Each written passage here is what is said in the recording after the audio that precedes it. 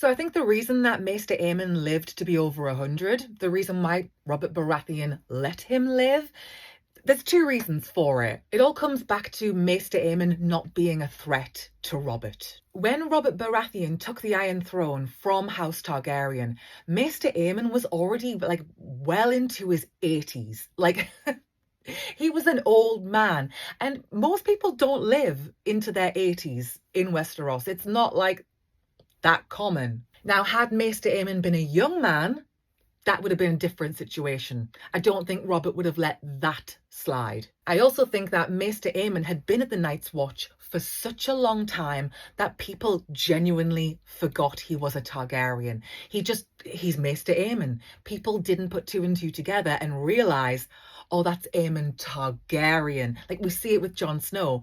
He doesn't realise initially who he's talking to. And a big reason for that is because Maester Aemon goes out of his way to not point it out. It's basically because of that it saves his life, that he lives that long, that he lives to be like 101 or something. It's because of his dedication both to the Citadel as a Maester and to the Night's Watch.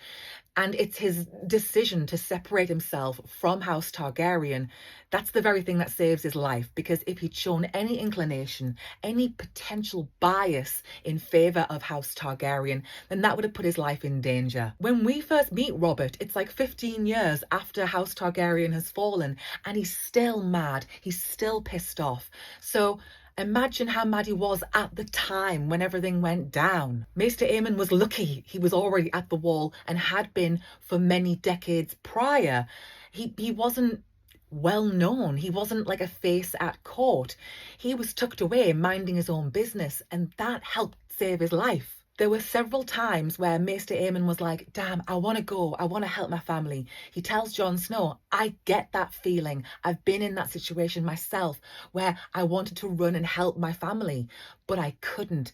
And the irony is, it saves his life, but he has to stand by and watch his family's demise.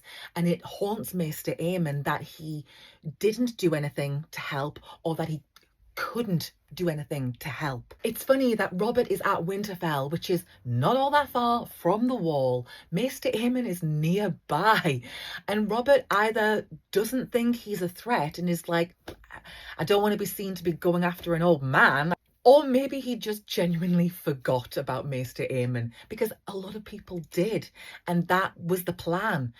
Out of sight, out of mind. That is the key to Maester Aemon living to be over 100.